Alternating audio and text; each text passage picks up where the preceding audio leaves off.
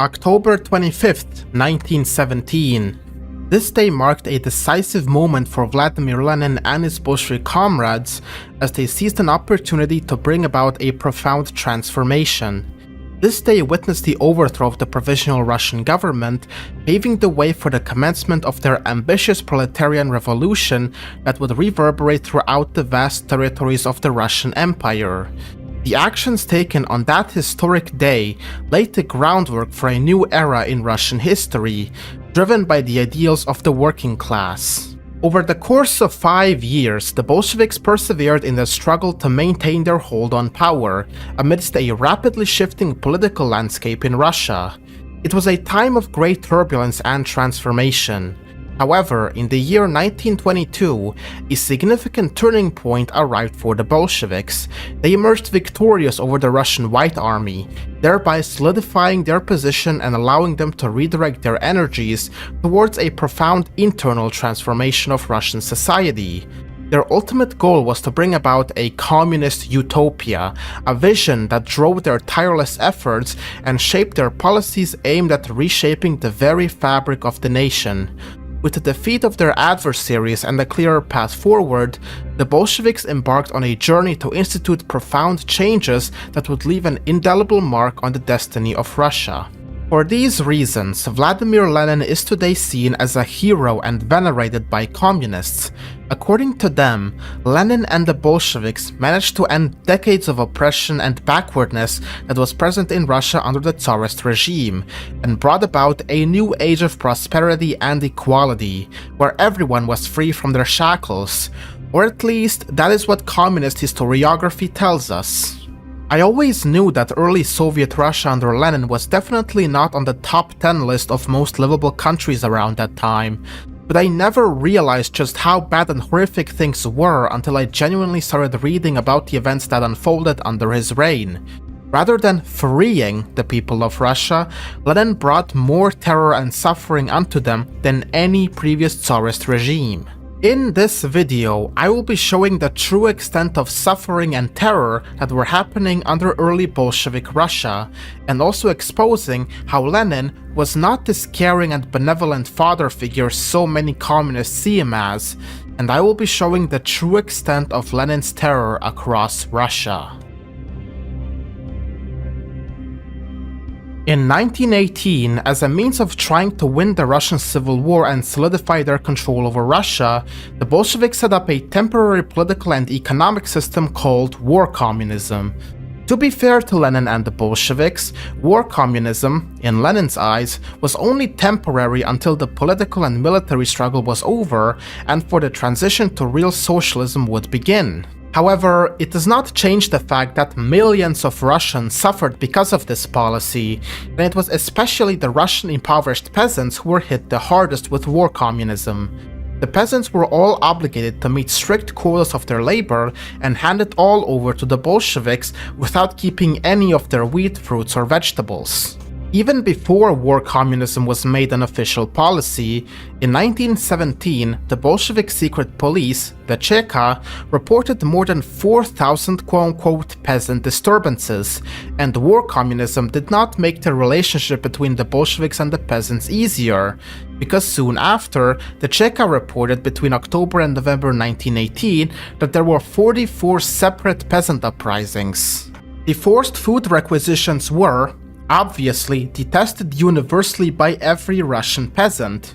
The requisition levels were set by officials in Moscow across Russia, and none of them knew or even cared about the size of any local food surpluses, which led to a single-family farm being demanded much more than they were able to produce.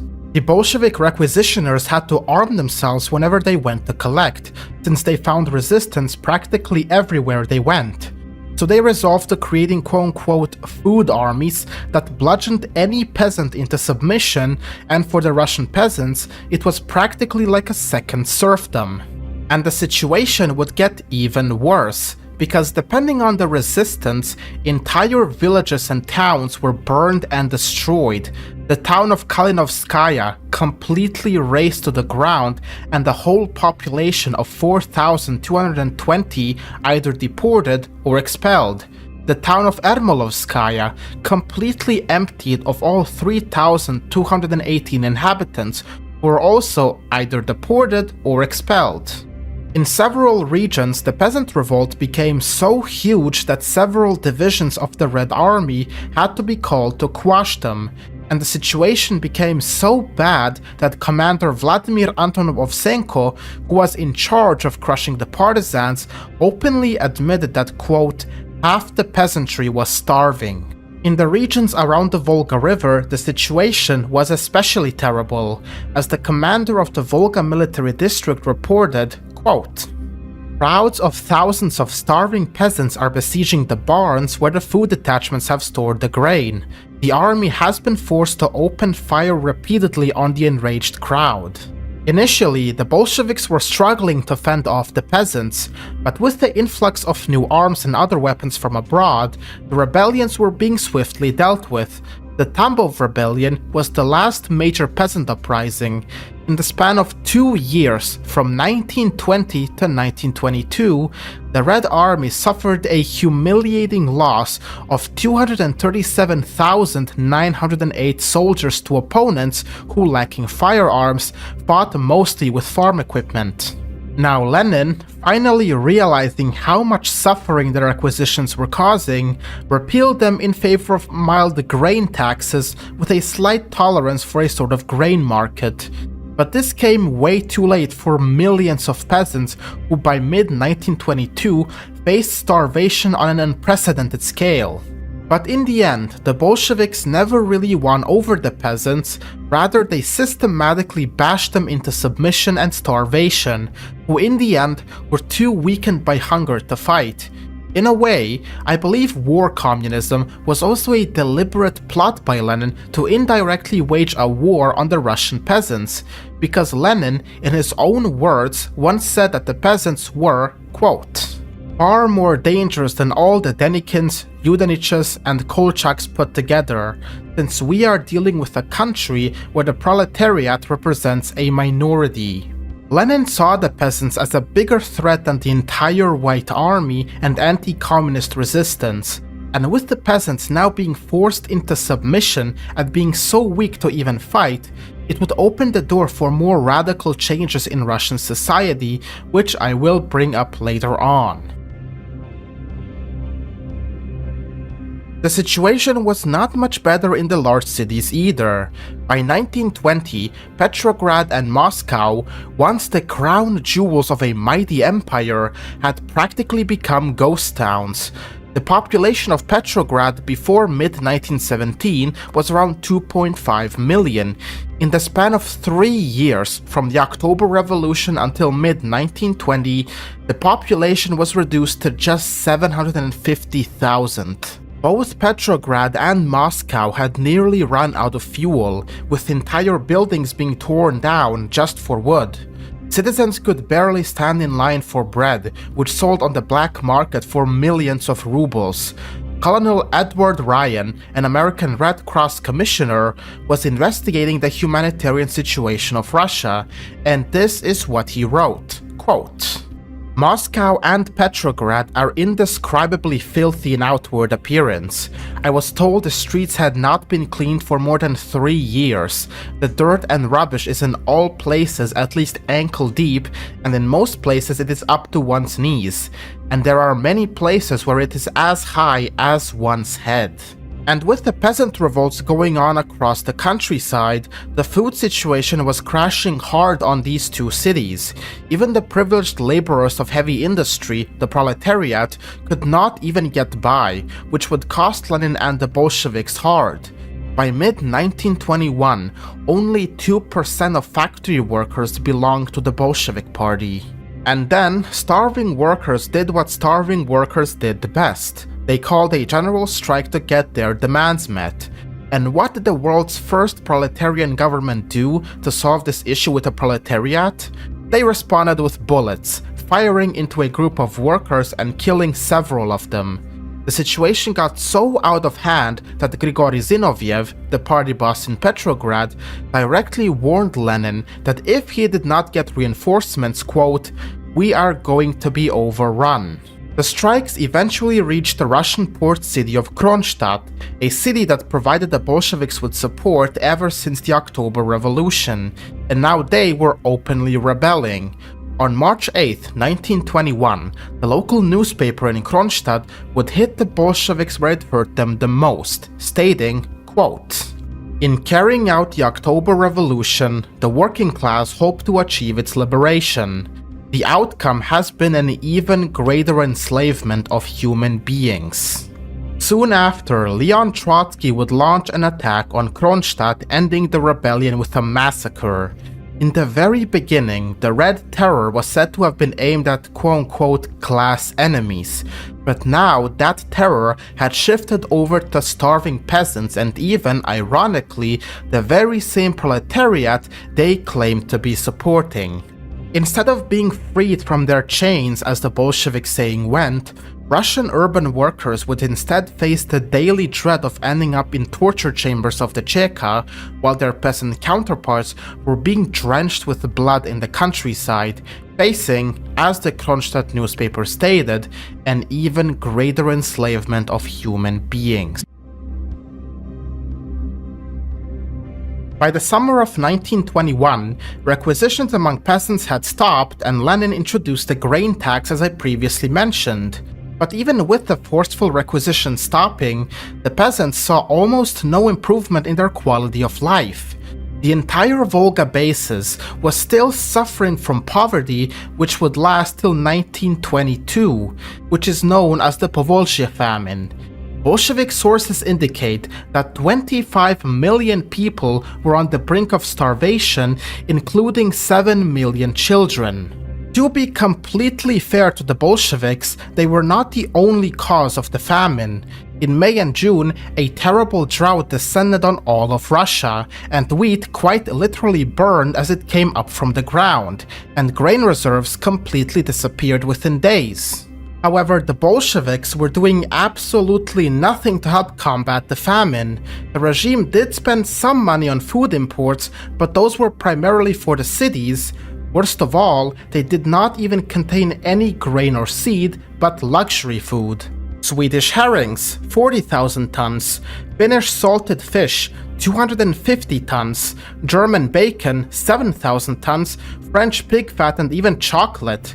As one of Lenin's own purchasing agents later recalled, quote, "Communist elites in Moscow and Petrograd were consuming truffles, pineapples, mandarin oranges, bananas, dried fruits, sardines, and Lord knows what else, while everywhere else in Russia, the people were dying of hunger."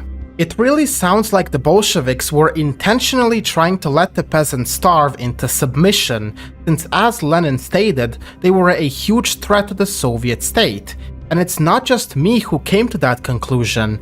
One Cheka agent later wrote how he genuinely believed that, quote, "The Soviet regime is trying to starve all the peasants who dare resist it." Maxim Gorky, after realizing the scale of the famine and how the state was doing nothing to help, issued an appeal to all honorable people, requesting international aid to help combat the famine. And it worked. Herbert Hoover, the head of the American Relief Administration, responded positively and established a first-class operation in Russia.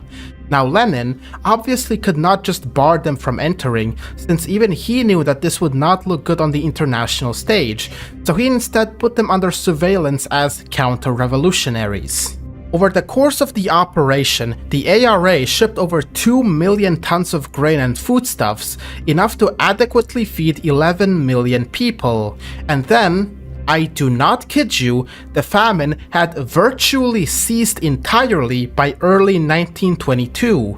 Only thanks to Hoover and the ARA did the famine stop entirely, and the success of the capitalistic America in feeding millions of Russians was politically embarrassing for the Bolsheviks. Now Lenin did try to fight the famine in his own way only after Gorky raised awareness of it. However, he was not exactly successful. He did establish a proletarian aid front in Berlin, which by October 1921 collected over $125,000. However, more than half of that money, $73,000 to be exact, was spent on printing new Bolshevik propaganda, not alleviating the famine. Just like with other private property, in 1918, church property was also nationalized by the Bolsheviks. However, the Bolsheviks were not making any drastic moves against religion, since the Politburo received strict orders from Lenin in 1921 that, quote, "they must give absolutely no offense to religion." Lenin obviously did not give out this order because he was genuinely trying to protect the church and being compassionate, but because, as I have stated before, he feared the Russian peasants. If the new regime started going against the church, it could provoke the rural communities greatly. But by 1922, when the vast majority of peasant revolts had been dealt with, and the peasants pretty much being unable to fight due to starvation, there was absolutely no reason for Lenin to hold back against the Russian Orthodox Church any longer, and that is what he did. With this, I would like to tell you all the story about Patriarch the Khan of Moscow. The Khan had established his own famine relief committee, trying to appeal to Russian Christians to, quote, "take the suffering into your arms with all haste, with hearts full of love and a desire to save your starving brothers." Since the establishment of the committee, the Khan managed to collect over 9 million rubles. The Patriarch would then write to Lenin, asking permission for the church to be allowed to buy food supplies directly and organize relief kitchens in famine areas. Now, let's play a little game called How Did Lenin Respond? Did he A. thank Father the Khan and give him his full support for the Famine Relief Committee, or B. order the committee dissolved, its leaders arrested and exiled, and place Father the Khan under house arrest? Do I even have to tell you how he responded at this point? Patriarch the Khan was placed under house arrest in Moscow. Although he still continued receiving donations, he was ordered to hand over all his earnings to the government who, surprise surprise, did not spend any of it on famine relief. Around this time, the Soviet regime was completely running out of money, and they had to squeeze out every last cent. Leon Trotsky, however, would get a brilliant idea on how they could make more money for the state. The plan was simple. Trotsky would get to take over as head of a new commission overseeing famine relief. They would accuse the Orthodox Church of hoarding money and not caring for the starving peasants, convince and lie to people that they should storm churches and cathedrals, taking all the valuables, tell them that the money would go towards famine relief. In reality, all the acquired wealth would be given to the state. It was the perfect crime. Keep in mind, Hoover and the ARA were handling the famine extremely well all on their own, so the Bolsheviks pretended to be helping just so they could accumulate more money for the government. Trotsky would proceed to instruct the press to write articles such as these, quote, "Why were the clergymen not using their gold and silver valuables to buy grain which could save several million of the hungry from starvation?" Oh, the irony. Also falling in line with Trotsky's plan, Herbert Hoover would inform US President Warren Harding how by February 1922, the Bolsheviks were actually ordering him to slow down the food shipments, restarting the famine in some areas, just so that it could neatly fit in with the plan. With the plan now in action, hundreds of thousands of peasants and Red Army soldiers would storm churches and monasteries across Russia, looting and plundering all the valuables they could find. But the plundering wasn't just motivated by money, but also by the state atheism of the country. Bolsheviks would open and expose the tombs of numerous saints, and Lenin would also personally order the famous Troitsky-Sergievskaya monastery to be turned into a museum of atheism. One of the most notorious events that took place was in the town of Shuya, where crowds of worshippers gathered to defend their local church and managed to repel the Reds. A few days later, they returned bringing troops with machine guns who would then proceed to mow down everyone standing in their path. Trotsky would proceed to convene a Politburo meeting to discuss the Shuya incident, and what makes this meeting more notable, Vladimir Lenin himself issued a top-secret dictation from his home. and thanks to the opening of Soviet archives in 1991, Lenin's true thoughts on these situations were finally exposed. Quote, "I believe that the enemy here commits a major strategic blunder. The present moment offers us a 99% chance of overwhelming success in shattering the enemy and assuring our position for decades. It is now and only now, when in the famine regions there is cannibalism and the roads are littered with hundreds if not thousands of corpses, that we can, and therefore must, carry through the confiscation of church valuables with the most rabid and merciless energy. Without such capital, no government work is possible, no economic reconstruction, and especially no defense of our position at the upcoming Inter-Allied Debt Settlement Conference in Genoa. We absolutely must take into our hands this capital of several 100 million rubles. No other moment except that of desperate hunger will give us such a mood among the broad peasant masses, such as will assure us their neutrality." You heard it here from the man himself. Lenin did not express any sorrow for the starving peasant masses. Rather, he used their suffering as a stepping stool to raid and plunder religious buildings so that the Soviet regime could make more money. The armed robbery of Russia's churches were met with considerable popular resistance, which is exactly what Trotsky and Lenin hoped for. Over the months, thousands of priests were arrested, with over 1,500 clergymen being sentenced to death. Not only that, but Lenin specifically asked to be informed on a daily basis how many priests had been shot. Over the course of their war on the church, the Bolsheviks intentionally manipulated the people and convinced them that this money would go to famine relief, intentionally halted food shipments from the US just to make it seem more believable, and in the end used all of this money for government expenses, leaving behind a pool of blood of innocent clergymen and desecrating thousands of years of Russian history. I have seen so many communists attempting to justify almost everything I have mentioned here. They claim that the actions of war communism are completely justified in the state of a war, how there is absolutely nothing controversial or out of the ordinary in this case. But keep in mind, this system of war communism is exclusive to the Bolsheviks and communism. No other state during the First World War had to resort to these radical measures just to win a war. And the very same thing goes for Tsarist Russia and the provisional government. They never had to resort to taking away all the grain of peasants and initiating a ruthless terror across the entirety of the country. They managed to at least handle the situation well. But then when the Bolsheviks suddenly came to power, they caused the deaths of millions of Russians because of their radical shift in policies. However, one thing you absolutely cannot excuse is their blatant effort to lie to the Russian people and using the famine and all the starving men, women and children to root out resistance among the peasants and squeezing out as much money from them as possible. Practically everything Lenin and the Bolsheviks accused the old regime of doing, they carried out these actions themselves and made them worse than any regime before that. This video should also serve as a reminder that the Bolsheviks never came to power due to a massive popular support as many communists love claiming.